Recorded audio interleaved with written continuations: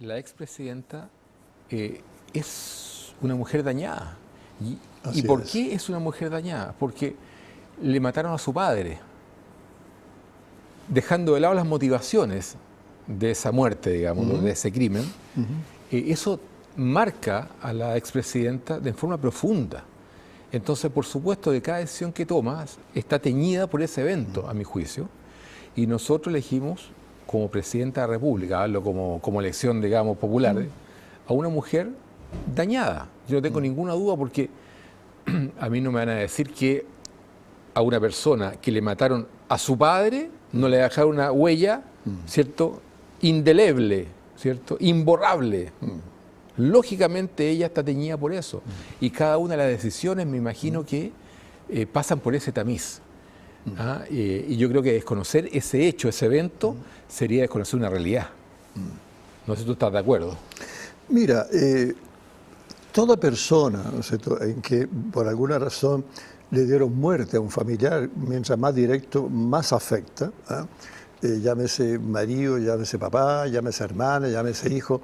Obviamente tenemos entonces mucha gente que hasta el día de hoy está con dolores no resueltos con respecto a lo que pasó en la época de la dictadura. Todavía están ahí. Con la diferencia que muchas de estas personas... Perdón, dictadura cívico-militar. Cívico-militar, sí. Es importante eso. Ok. Entonces, de ese régimen militar, podemos ponerlo, lo que te quiero mostrar en el fondo... Es que la ciudadanía participó. Pero por supuesto. Participó y le tiraba maíz, ¿cierto?, a los militares para que participen, porque el país estaba absolutamente destruido. Por eso es cívico-militar. Claro, claro. No estoy justificando a los militares ni mucho menos, pero la ciudadanía llamó a los militares. Yo estoy hablando, ¿cierto?, de esa época, ¿cierto?, que hubo ahí, que fue de dulce de agraz tremenda. Entonces, toda la persona, no solamente en esa época, hoy día con los femicidios, ¿no es cierto?, los hijos cuyo, ¿cierto?, el papá le mató a la mamá o cosas por el estilo, son personas también muy afectadas, muy afectadas. Entonces tenemos dos cosas. Una, la principal, es cuánto esas personas han elaborado el duelo, que se llama, cuánto elaborado. Y cuánto también hay otros, que yo honestamente tengo una opinión en ese sentido, a que se aprovechan de este elemento, ¿cierto?, como para mantenerse vigente con fin económico. No es el caso de la presidenta en este caso, de la expresidenta. Yo creo, ¿cierto?, que la expresidenta, como tú me comentaste, efectivamente, yo le hice un perfil, no personalmente que lo quise hacer, sino que la Rosario Guzmán me pidió a mí qué cosa podemos conversar para que yo le pregunte a la presidenta, que en esa época era presidenta. Entonces yo le sugerí algunas cosas que yo veía de la presidenta. Veía, ¿cierto?, como ciertos factores en su manera de ser, su personalidad, y él le preguntó. Y entonces la presidenta en ese entonces le dijo, oiga, pero esta pregunta tan profunda me llama la atención. Sí. Bueno, dijo, la verdad la cosa que le hizo Giorgio Agostini. Entonces, póngale que Giorgio Agostini dice todas estas cosas. ¿Y cómo será que al final me rubricó el libro que publicó? Y al mismo tiempo, una vez que me encontré con ella, me dijo, no sabe cuánto me acuerdo de lo que usted ha puesto ahí, pues tenía toda la razón. Entonces, tomando en cambio lo que tú señalas, entonces, una persona que está muy dolida, y que está dolida, que además inconscientemente le achaca a un sistema económico determinado, aunque no quiera, si no ha elaborado bien el duelo y por lo tanto el perdón, pese a que ya dijo que perdonaba.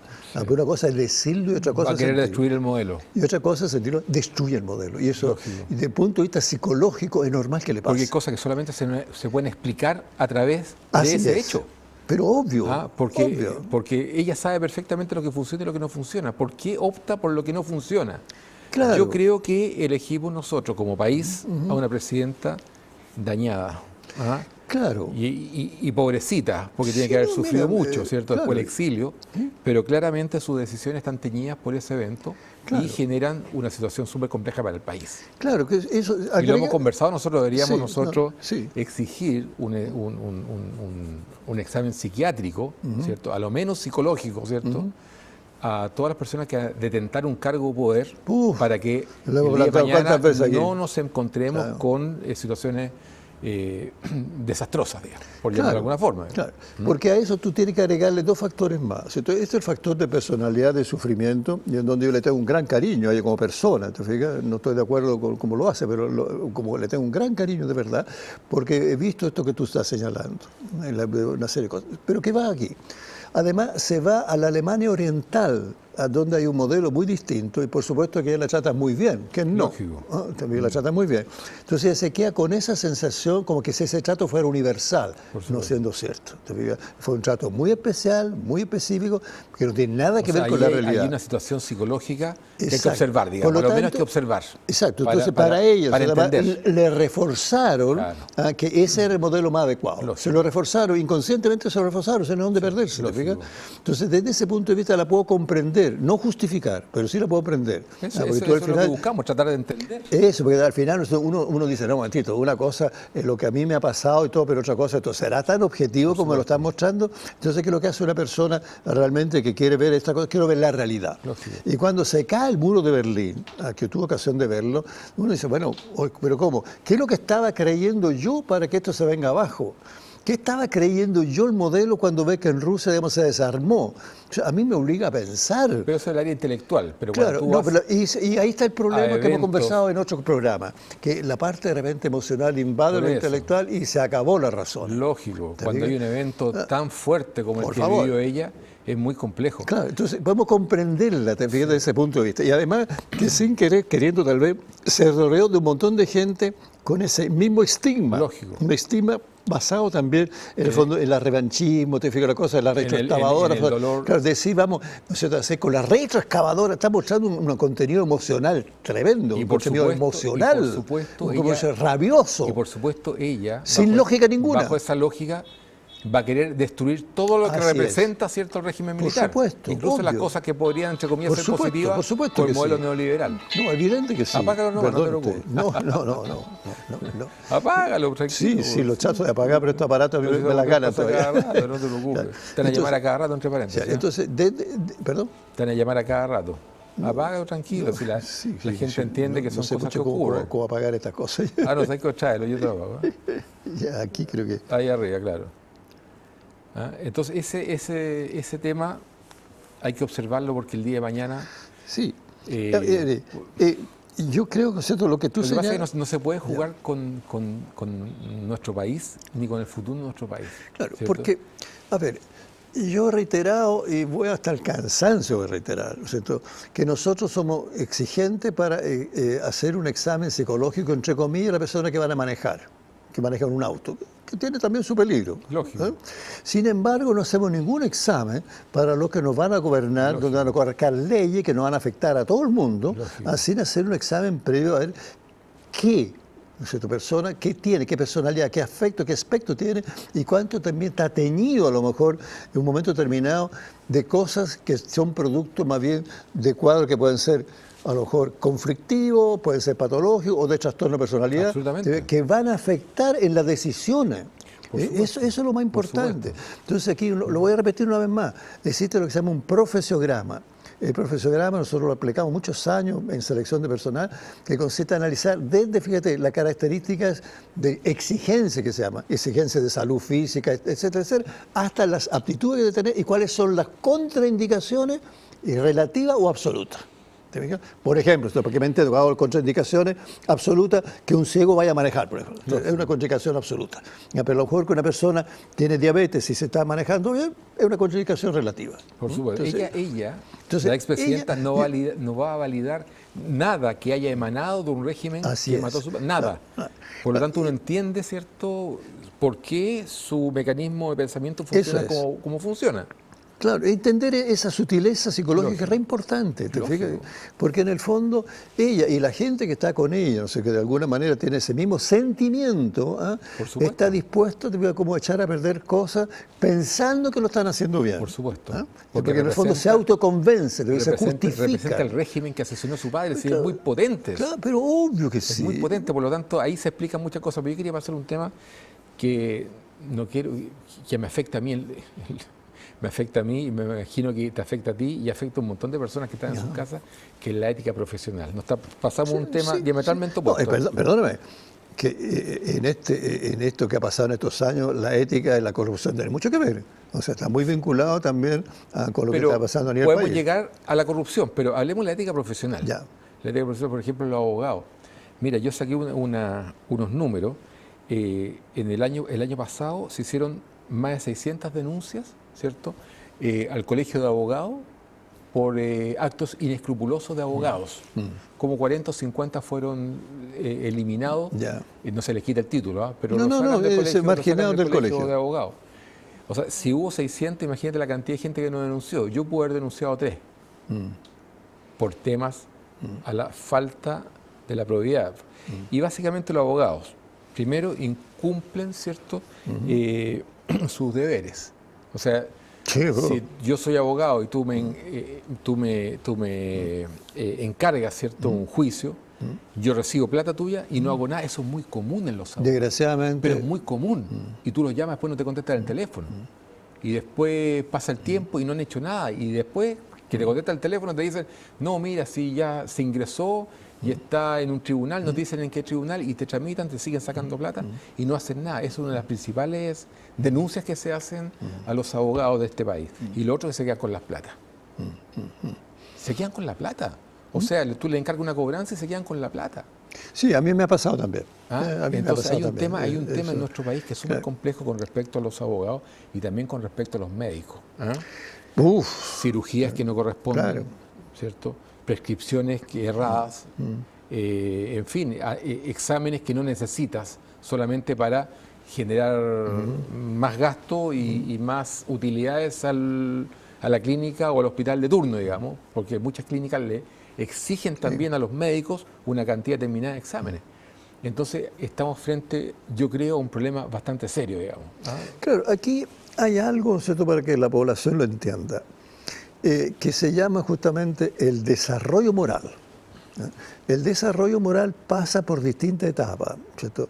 La primera etapa, ¿cierto?, que aprende el niño, donde lo están controlando, ¿no?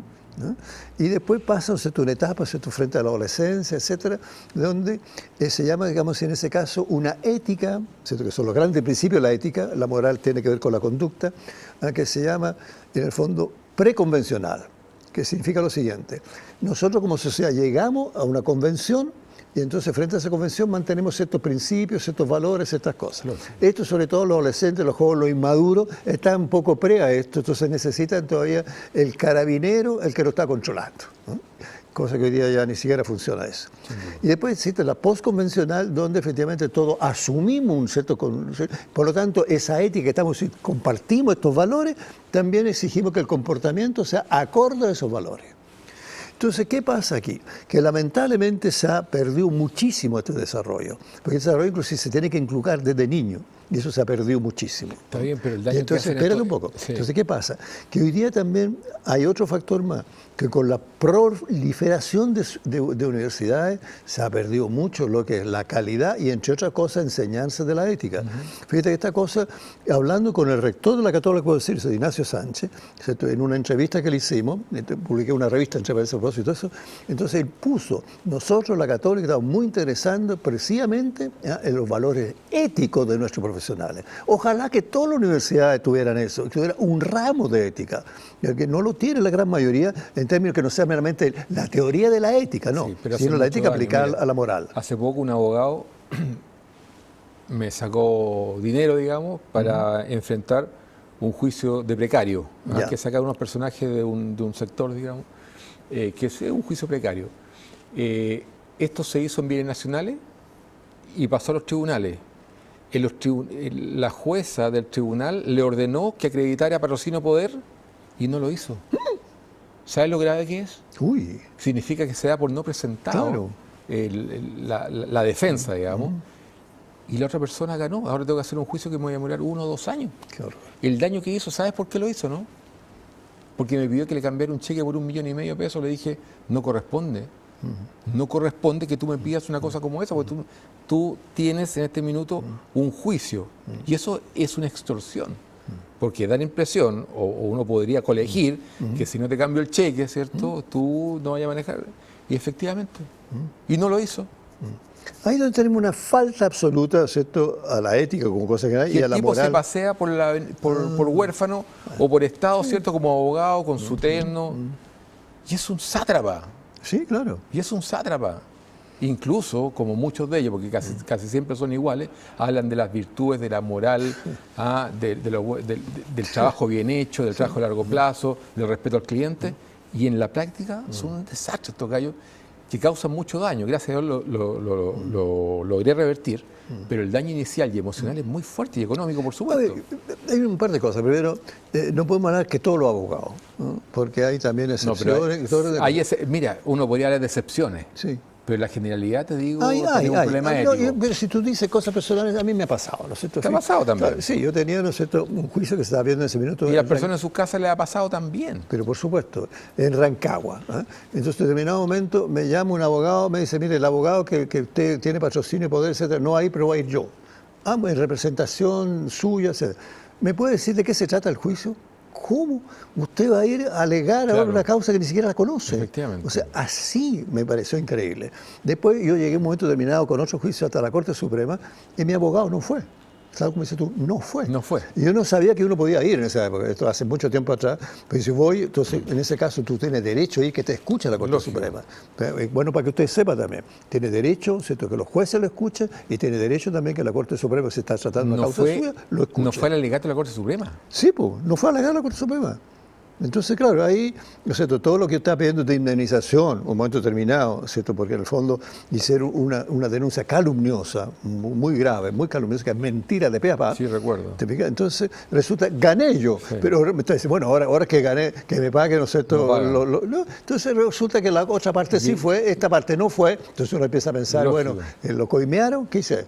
Por supuesto. ¿Te fijas? Entonces, para no pagar después los daños. Lógico. Entonces, ahí, como tú dices, tú de repente se dejan estar y tú tienes mucha razón en eso. Pero no puedo generalizar. No me gusta generalizar. Sí. Ahora, digo, muchos abogados sí, pero no todos. Muchos abogados, sí. Pero no muchos. Todos, sí. Y yo lo digo, no tengo ningún empacho en decirlo, y si hay muchos abogados que me están viendo, no tengo ningún problema en que me reprochen, digamos. Pero la experiencia que yo he tenido con los abogados es muy mala. Sí. Por eso tengo 2 hijos estudiando Derecho. No, pero también he tenido buena experiencia, vamos a decir, sobre todo... Justamente para no depender del tercero. Ahora se generó, por una experiencia que hubo en México, una discusión que es re-interesante y me gustaría planteártela con respecto a la ética de los médicos.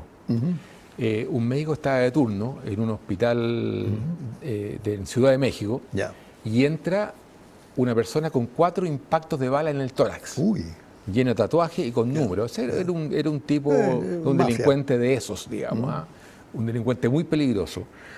Entonces, cuando hubo que atenderlo, muchos médicos dijeron, no lo atendemos. Ellos están hasta aquí también con la delincuencia. Y este tipo con los números, el tatuaje, era un tipo que no tenía ninguna posibilidad de reinsertarse a la sociedad. Era un tipo que iba a seguir delinquiendo. Y muchos médicos dijeron, no lo vamos a atender. Sin embargo, uno dijo, yo lo voy a atender porque hice el juramento de Hipócrates y lo que me corresponde es atenderlo. Así es. Lo atendió, le salvó la vida. A los 2 meses, entra el mismo delincuente con 2 impactos de bala. Pero no inconsciente, venía riendo porque había asesinado a 2 ancianos en la calle y le había robado. Y había asesinado a un carabinero en el tiroteo. Entonces dijeron, ¿qué hay que hacer ahora? Lo voy a atender, porque es lo que me corresponde. Y a través de las redes sociales, sus propios pares, olvídate cómo lo inundaron a garabatos, ¿cierto? Y con reproche ético, con respecto a su tema. Y él decía, lo siento mucho, incluso hizo una declaración. Yo tengo que hacer lo que tengo que hacer. Y yo estoy formado para salvar vidas. Sí. La pregunta es, ¿qué harías tú? Al tiro te digo, y yo lo atiendo. En eso yo soy categórico y de hecho he atendido sin ningún problema a gente muy, muy vinculada, ¿cierto?, directamente. Estamos hablando de la ética médica. Sí, no estoy hablando de la ética personal como psicólogo. Como psicólogo. Yo he atendido gente muy cercana, para no decir tan cercana, a Pinochet. Y también atendí gente del Partido Comunista. ¿Sí? Porque estaba con angustia, y lo atendí sin ningún problema, porque estoy atendiendo la persona que está con problemas, que va más allá de lo ideológico y de lo religioso. Y es mi obligación, ¿cierto?, si me está pidiendo, salvo que por razones hay que puedo decir, no, lo remito, pero muchas veces dice, no, yo necesito que usted me atienda en este minuto y en esta urgencia. Pues de repente hay urgencia también en psicología. Y yo lo atiendo. Y si fuera médico lo atendería, sin ningún problema. Ya. Y después creo que hay la policía que se hagan cargo, obviamente, que se hagan cargo ya del problema delictual y el problema, ¿cierto?, legal. Por supuesto que sí. O sea, yo hago todo esto, pero llamo inmediatamente a la policía, porque además estoy obligado a denunciar, ¿no es cierto?, que esta persona viene con bala. Incluso aquí en Chile, si cualquier médico va a un hospital o qué sé yo y recibe a alguien con bala, lo tiene que denunciar. Porque puede ser casualidad, puede ser un delito, puede ser muchas otras cosas. Pero tal es como hay médicos pro aborto, ¿cierto? Y otros que están en contra del aborto y no están dispuestos a que eso es distinto. Claro, pero también se le puede dejar una situación como esa a criterio y a la formación ética del médico, por ejemplo. Estoy de acuerdo. No, es que ahí es un tema un poquito diferente. Lo que te quiero agregar aquí, porque yo atiendo muchos médicos, atiendo muchos médicos. Entonces, ¿qué pasa? Que yo lo entiendo. Porque están hoy día, y hay que reconocerlo, están con pánico eventualmente a las demandas civiles. Claro. Entonces, incluso toman seguros. Tienen seguros, obviamente, pero muchos de ellos me dicen, porque tú tienes razón, alguna cosa, efectivamente, la clínica lo obliga, ojalá pide cualquier cantidad de cosas. Claro. Pero hay otro que me dice, mire, para asegurarme que no me demandan, entonces pido toda clase de cosas, por si acaso, oiga, ¿cómo usted no pidió este examen? Porque ha pasado en los juicios, y a usted no se le ocurrió pedir este examen que era importante, y muchas veces él mismo dice, no era necesario, no hacía falta. Pero me estoy protegiendo frente a una eventual demanda. Por eso que no podemos generalizar en ese sentido tampoco, ¿te fijas? Pero que hay una presión por parte de las clínicas y me consta. ¿No? Porque una vez tenía a mi suegra enferma y le dije, oye, pero ¿cómo le están haciendo el cortisol ahora al día siguiente que le hice la primera vez? Y la enfermera, oiga, que no salga de aquí, me dijo, pero la verdad que... Yo partí diciendo que a los médicos se les exige pues, un cierto rendimiento en términos de exámenes. Claro, y entonces ella me dijo, mire, me dijo que no salga de aquí, me dijo, pero le confieso, me ubicaba. ¿No? Entonces me dijo, mire, le confieso, profesor, que efectivamente aquí esto está de más, como usted dice, pero no están pidiendo para financiar, entonces había que pedir este tipo de cosas. Entonces, porque yo de medicina, obviamente, nosotros estudiamos medicina psicosomática, hoy día no, pero los psicólogos antiguos no obligados a estudiar muchas cosas de medicina, inclusive farmacología, cero paréntesis. Entonces en eso, te digo, no podemos confundirlo. Y también en ese nivel, ¿qué pasa? Que es una cosa muy importante. Aquí hemos dicho, hemos dado una oportunidad contigo también, de que lamentablemente cada día más se ha ido relajando la ética, cada vez más, y se está justificando cada vez más realmente el hurto, la estafa, que tú eventualmente se están cada día estafando más, y la gente le parece cada día más como natural. Yo te dije en otro programa que cuando se cayó un camión con bebida, entonces claro, para una persona se te recogió, oiga, del Canal 11 te dijo, oiga, pero usted está robando esto. No, dijo, esto es una oportunidad que me da la vida. Perdóneme, claro, eso es un hurto, le guste o no. Entonces, pero el gallo ya tiene su fuerza que no, que es una oportunidad. Entonces, como oportunidad, ¿dónde está el problema? ¿La aprovecho yo o se lo aprovecha otro? Es como los delincuentes, ¿cierto? Que antes de ir a delinquir van a rezar a la Virgen, digamos. Son contradicciones súper fuertes. Sin embargo, si nosotros pasamos de la ética, ¿cierto?, de los profesionales a la corrupción, cuando yo planteo que este es un país corrupto, porque este sí es un país corrupto, salen las voces diciendo tú estás equivocado, esto no es un país corrupto. Hay brotes de corrupción, hay corrupciones puntuales. Y antes de entrar a conversar contigo este programa, yo hice un listado así a mano, lo que me acordaba, y tengo algunos hechos puntuales de corrupción que me hacen ver que esto es un país corrupto. Primero, el caso Chispas, por ejemplo, que estuvo incluso vinculado el actual presidente de la República en ese caso, que generó un sobreprecio para sus acciones distinto al nuestro, digamos, que éramos accionistas comunes y corrientes.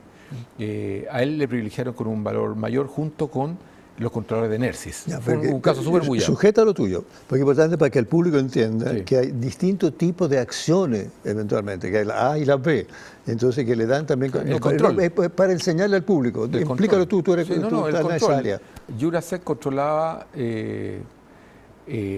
un tipo de la transmisión, la generación, transmisión, generación y distribución de la energía, ¿cierto? A través de Chilectra, Endesa y Transelec, con menos del 1%. Curioso, ¿no es cierto? Tiene menos del 1% y sin embargo maneja la empresa. Esa es una corrupción que partió en la época de Pinochet, cuando él designó e hizo rico a varios grupos económicos a dedo, digamos. Qué horror. Bueno, pero la corrupción es de mucho antes. La corrupción, hay antecedentes que en la época de O'Higgins ya había corrupción, porque a él siempre le dijeron que no era un líder legítimo, ¿cierto? Entonces, para legitimarse, dijo, bueno, hagamos elecciones. Y él ejerció acción y presión indebida, ¿cierto?, en los los gobernadores de cada una de las regiones para que y salió por una unanimidad. Curiosamente, bueno, se habla de que la corrupción viene de esa época. Otro caso de corrupción, Mopgate, caso Cabal, caso Penta, caso Soquimich, el caso del Servicio de Impuestos Internos, ¿cierto?, que funcionó como un brazo armado del gobierno de Michelle Bachelet. O sea, atacó y persiguió justamente a sus adversarios políticos. Y a los que no eran adversarios políticos salieron libres de polvo y paja, como por ejemplo, no sé, Julio Ponce Lerú y muchos otros, digamos, ¿no? Hay que decir las cosas como son. La nominación de Javiera Blanco al Consejo de Defensa del Estado, después de la pésima gestión que hizo como ministra de Justicia, teniendo todos los antecedentes de lo que ocurría en el Sename, lo guardó, lo archivó, provocando el dolor y la muerte de tantos niños. Eso para mí es uno de los actos más graves, ¿cierto?, de corrupción, porque afecta a menores.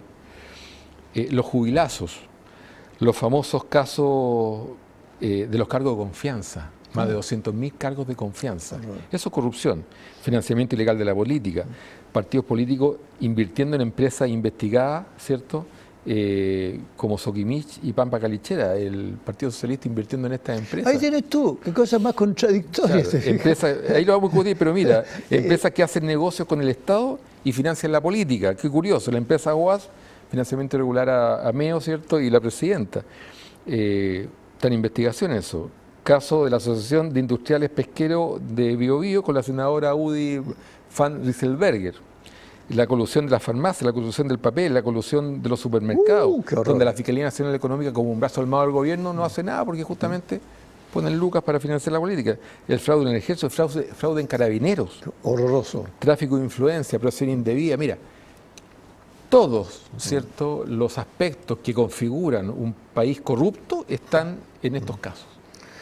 Y por que lo tanto, son que me digan, no, y esto es lo que anoté cuando venía entrando. Sí, no están todos acá. No, por eso yo estoy de acuerdo también. Entonces no me digan que esto no es un país corrupto, es un país totalmente corrupto y transversal la corrupción. Así es. Y en un programa hace muchos años atrás, más de 15 años atrás, fíjate, con Roberto Fantuzzi, en ese minuto que dirigía el programa, le dije, estamos entrando en una época de personalidades con rasgos psicopáticos, vale decir, inmorales, antiéticos, y que no le importa, y no le importa estafar, etcétera, etcétera. Y él me dijo, no, si Chile no es así. Hoy día cuando me encuentro con él, se acuerda y me dice, sí, en realidad tenés razón. Pero pasaron 15 años, fíjate, porque se da cuenta de lo que hoy día ¿Roberto parece Fantuzzi? Claro. Sí, que Roberto Fantuzzi, y lo digo y se lo he dicho a él personalmente, y eso me ha valido a mí algunas discusiones con él, desde que se sube al avión de la presidenta y empieza a bajar. Ha cambiado mucho su percepción, y está justificando demasiadas cosas que a mi juicio es peligroso porque él es un líder de opinión, debería decir las cosas como son y no debería subirse al avión de la presidenta porque eso lo contamina de alguna forma. Yo estuve invitado una vez a almorzar con la presidenta junto con algunos empresarios y la verdad es que ella tiene habilidades blandas, una mujer encantadora y uno sale seducido por ella. Porque ella es encantadora como persona. Sí, es encantadora, sí, la conozco bien, yo he estado con ella varias veces. Claro. Con respecto a Javiera Blanco, y yo puedo entender lo que tú dices, pero tengo que decir esto, yo la conozco personalmente y como persona, una persona muy encantadora, como persona muy dije que no tiene nada que ver con su gestión. En la gestión estoy de acuerdo que por sus frutos los conoceréis. Por sus frutos los conoceréis. Sí. Yo estoy hablando de los frutos, no de la persona en este caso. Yo estoy hablando de la personalidad, no estoy hablando de los frutos. Bueno, cero paréntesis en ese sentido. Entonces, ¿qué pasa? Que hay un fenómeno psicológico. ¿Pero tú la estás justificando al decir eso?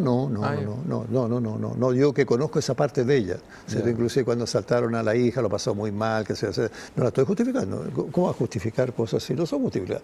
No, lo que pasa es que los psicólogos tratamos de comprender las cosas y tratar de explicarlas, pero no significa estar de acuerdo cuando uno explica algo. Pero ¿cómo tú podrías justificar o entender una persona que tiene un informe de lo que está pasando en el Sename? No, pues estamos hablando de prostitución, tráfico de droga. De ese punto de vista, obviamente que no tiene ni explicación ni justificación. Eso para mí es un crimen. No lo tiene. Para mí es un crimen. No, entonces estoy diciendo de que eventualmente eso es una cosa desgraciadamente muy, muy jodida. Y es que cuando usted escucha todas estas cosas, dígame, ¿cuál de toda esta gente está presa con...